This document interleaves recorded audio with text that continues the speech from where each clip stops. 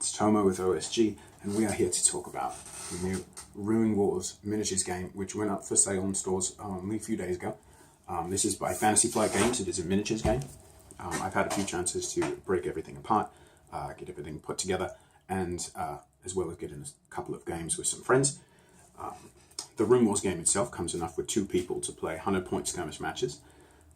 The book itself calls for the tournament level play to be at 200 points, so it looks like you're probably going to be at least into 2 core sets, which are retail for about $99 US a piece, to get a tournament level army without buying any of the new products that they'll be releasing soon with the Latari elves or any other races that are revealed.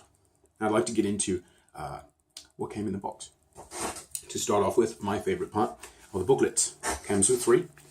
Learn to play, a rules reference, and a lore guide in excess of 30 pages. My favorite part personally, as I was a huge fan of the Warhammer lores, and this one is well established. It takes place in the Runebound universe, which Fantasy Flight has already put some work into. Beyond that, we've got dials, which I am not used to for a miniatures game. I played a little bit of X-Wing, but not entirely too much. These dials, they are very beautiful, coming with the unit, as you can see in my left index finger here, as well as the symbol for the race they belong to, their wounds, and their defenses. Pretty much everything your opponent needs to know in dealing with the unit, as well as the other side here. We've got on the left-hand side the actions, and the right-hand side are modifiers to those actions. The colors of each have to match for the turning room, but I will do a separate video on the rules later. For now, we're just going to do a general covering of the things that are in the box. Next is a separate dial, intended just for showing who the first player is, as well as keeping track of the turn counts. It looks like most games are going to be an 8-turn average. It also comes with your own terrain, which I thought was quite nice. There is, I believe, 4 pieces of terrain, 2 large ones. Each terrain coming with a card entailing its different rules and what bonuses or banes that it gives your allies or your opponents.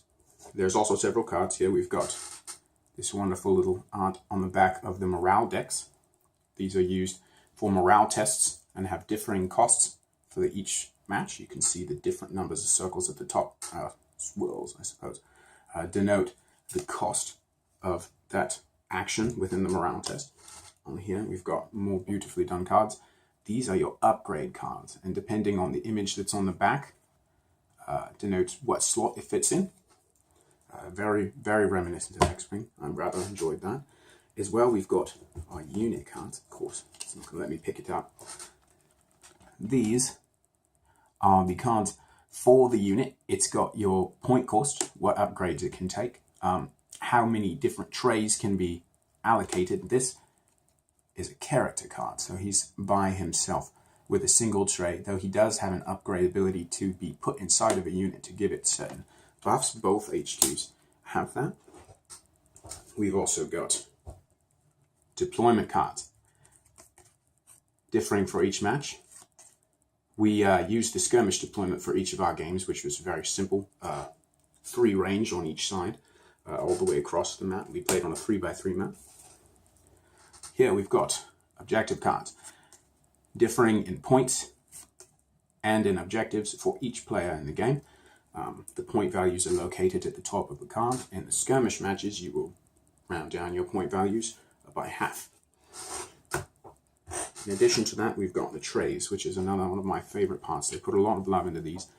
You can see the bases on them are slotted to perfectly fit each unit it is intended for. Whether you've got, for these wondrous Dakar cavalrymen, then of course for your basic units here, this is a Dakar spearman. Most of these are not glued at all, they just clipped together. A few of them had rather bent spears and swords, but with a little warm water they bent right back. I didn't break any of them, though I'm notorious for being a little bit rough. And of course, for the heavy units, the most fun, you'll have to pardon this, is partially painted and they're terribly done. But you can see the size of the units for the heavies are quite satisfying. This is the Golem for the Car Lords and for the Wycar Undying. We've got this wonderful Shy Halud here. He's come and cleanse the world. And of course, I'm sure the white primer doesn't help vision on the camera. But we've also got these wonderful little edges here for connecting the different trays together, as well as a tidbit from X-Wing, movement on. They click right on the edge, so that depending where you're coming from, where you're going, you will always move the correct distance. And there's no guesswork as far as, did he really measure out 6 inches or did he measure 7? Because that melter gun is going to ruin my day. There are the characters, your HQs, as I showed the card earlier. That is Ardus. This is the card you had a view of. The character comes with a little diorama base, as well as the ability, of course, to pull him out and put him in with another unit. If you have the points. We did not. We used them in our games separately. Mine died both times. I used him improperly. Here we have for the Car Lord this wonderful model that practically soloed an entire unit of reanimates by itself. That was my bad. And speaking of reanimates, I thought this was very nice. If you look at them, they've got... just drop things, I guess. They've got different loadouts, depending on which model. This one has an axe and a shield. This one here has an axe and a dagger with the shield on his back. I thought that was quite nice. And this one is wielding a sword and a shield. And these all count as reanimates. They all fall under the same card. It just adds a little bit of variety to the models you have there. It does not follow the what you see is what you get rules. The model has its own card, and there are upgrade cards you can attach to that. They do not need to be represented on the model. They just need to have the appropriate card and point cost paid.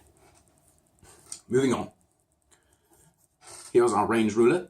1 to 5. I haven't seen anything that exceeds this range in the game at all. I'm sure that's intentional. We also have a little notch in the back here for determining, or at least as we've been using it, firing arcs. It fits very comfy on the edge.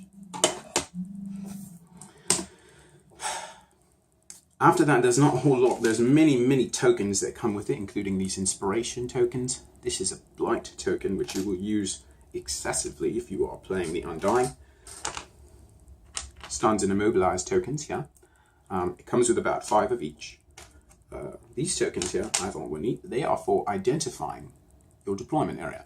Measure it out in place, and you now have a box from which to deploy your units in. The dice are also very reminiscent of X-Wing. They are 8-sided dice for these, red and blue, each with semi-different sides that you can roll. It seems that the blue dice focus on the accuracy, which is the bottom one you see there, and then over here we've got panic on the red dice. There's also D12s, white dice. I've seen these mostly used with the characters. You've got a little bit of everything on here, as well as that bad boy, which is an automatic wound. Super valuable against the heavier units, allowing you to take down something big with an HQ character quite easily. I found that Ardus was able to solo a stone golem, provided there wouldn't have been everything else surrounding me as well. I'm sure it would have come out better. Anyway, I didn't really show these earlier. I suppose I should have. These are your cards for the terrains, showing how many unit trays can fit inside of it. It's got its own icons there, and each deployment card will show you what terrain is acceptable for that match. I've got quite a few here. I think there's 4 cards. Yes, 4 in total, covering all of the different pieces here, because each side of the terrain, it's actually double-sided. We've got forest on this side and an elevated hill on that side with some forts. What else have I missed? Don't think there's much. That covers the majority of everything that comes in the box.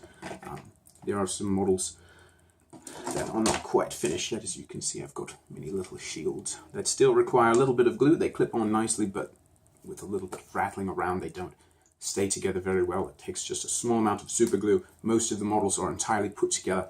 You can see here, it's merely just the arms and sometimes the headpiece that needs to be put on as well. The whole bodies, for the most part, are already put together, and everything comes in little bags.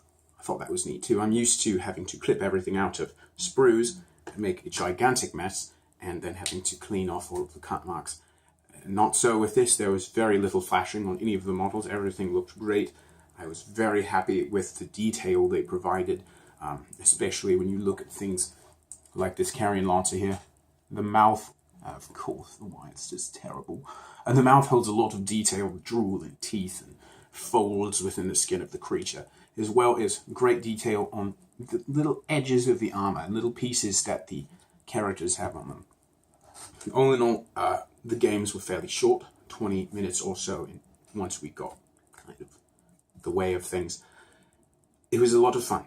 I cannot say I've had this much fun playing a miniatures game in a long time. We had a little bit of trouble identifying, oddly enough, this icon right here. If you look at the top, this yellow one, it is a rally icon. And for some reason, we were looking at it like it was some sort of eye with some teeth underneath it. And we posted to the subreddit, which is a very, very friendly place, and we need more people there. And we were answered nearly immediately. Everyone was very helpful, and we were able to get on with the game and enjoy it. Again, this is RuneWars Miniatures Game. It's by Fantasy Flight Games. I found it at my little friendly local gaming store.